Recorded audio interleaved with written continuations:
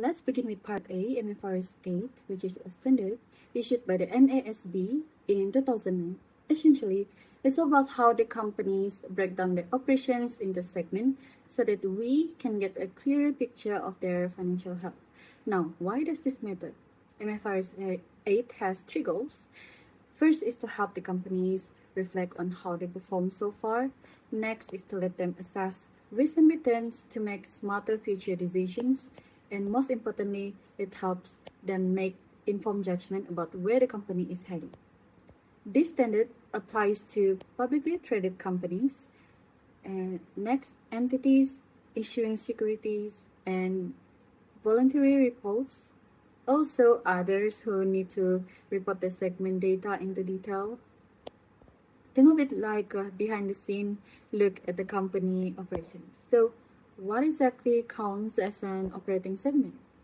It's any part of the company that earns revenue, spends money, and is regularly checked by the Chief Operating Decision Maker or CODM. The big takeaway here is that the segment report should match how the management sees and runs the business internally. Next, let's look at the Chief Operating Decision Maker or CODM under MFRS 8. So, the CODM is the person or group in a company who has the responsibility to first review the company's operating result, second, decide how resources should be allocated to each segment, and the third one is to evaluate the performance of the business segment. So, the key point here is that the CODM is not based on job title, but on who actually make this decision in practice. This is important because MFRS 8 uses the management approach, meaning segment information should follow how the CODM views and manage the business internally. For example, in Nestle company, the CODM is the CEO, Chief Executive Officer, because the CEO reviews segment performance and makes major decisions on resources. Meanwhile, in Maybank, the CODM is the Board of Director or Group Executive Committee, as this group reviews results and decides on strategies for all segments. So, overall, the CODM is basically the main decision maker who oversees how each segment performs and how resources are distributed. Moving on to two types of segmental reporting used in financial report. Here, in 2023, Asia performed better with higher revenue and a stronger operating profit despite rising expenses. However, in 2024, the company faced challenges with higher operating expenses such as fuel and maintenance costs, which led to a decrease in profitability compared to 2023. Overall, 2024 was less profitable despite a slight increase in revenue. Next, entity-wide geographical information report for AirAsia. This report shows how the company assets and liabilities are spread across different regions. In 2024, both segment and liabilities have increased, suggesting growth in operation and investment in various regions. On the other hand, 2023 reflects a more stable approach with slightly lower assets and liabilities, showing a cautious strategy in regional investments. To sum up, the operating segment performance report highlights the performance of different business units, while the geographical report provides insights into how assets and liabilities are managed across different regions. Next, let us look at the key benefits of segmental reporting for financial statement users. So, the first benefit is it improves risk assessment. So, segmental reporting breaks down financial information by business segment and allowing the users to identify risks more accurately. For example, it gives exposure to specific markets or product categories, and these clearly breakdowns help users better understanding the company's overall risk positions. And the second benefit is it gives better resource allocation insights. So this reporting shows how management allocate resources to different segments, and the users can identify which segments are performing well, which may need improvement, and where potential growth opportunity exists. And this will help the users to evaluate the company's strategic and operational decision more effectively. So to illustrate this, Here's I provide an example of an segmental report from Nestlé Malaysia Berhad, extracted from its interim financial report as at 31st December 2024. So Nestlé disclosed two primary operating segments, which is food and beverage and others. As shown in the tables, both revenue and operatings are presented for each segment for the year 2023 and 2024. So the food and beverage segment continues to be the major contributors to the overall performance, while the other segment provide additional support to the group's results. This example clearly demonstrates how segmental information is presented in practice and highlights the usefulness of such disclosures in assessing performance, risk, and strategic resource allocations. In accordance to MFRS 134, this standard provides guidance on how companies should prepare and present interim financial reports, meaning financial statements that cover a period shorter than a full financial year, such as quarterly or half-yearly reports. The objective of MFRS 134 is to ensure that companies provide timely and reliable financial information to users so that decisions can be made during the financial year instead of waiting for the annual report. According to the standard, an interim report may include either a complete set of financial statements or a condensed version of financial statements.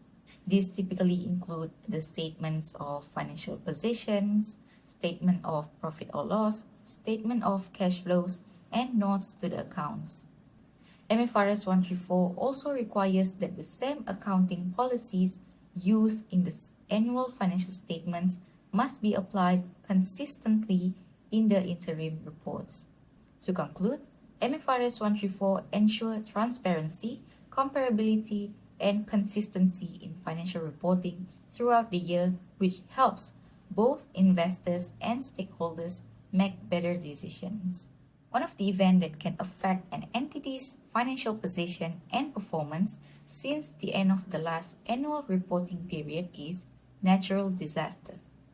For example, let's say a company's warehouse was caught fire after the previous year end.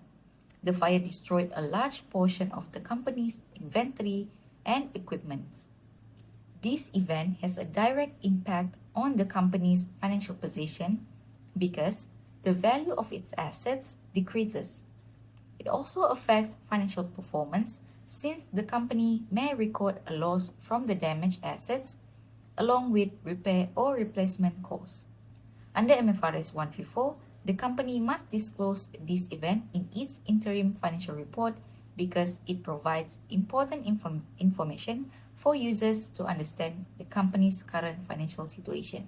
In summary, a natural disaster is considered a significant event as it can cause material changes to the company's assets, expenses, and overall profitability. The second significant event and transactions that commonly affect an entity's final position and performance is during the acquisition of a subsidiary or a major asset. Why is it significant? Because a business acquisition or the purchase of a major property, plant, or equipment can change the company's asset base, gearing level, goodwill, and future earnings. Now, the impact on the final position is that when the new subsidiary asset consolidated, it will increase the total asset. And as for the impact on the financial performance, the recognition of goodwill or bargain purchase gain will cause the higher revenues and expenses. Now, I will be presenting the interim reporting periods of a listed company in Malaysia based on the requirements of MFRS 134 interim financial reporting. For this question, I have selected the Naga National Berhad, which is one of the largest public listed companies in Malaysia. The analysis is based on 2025 second quarter interim report. In an interim report, we typically compare the current interim report with the corresponding comparative period. For TNB, these periods are clearly disclosed in the condensed statements covering the quarter and the year-to-date results.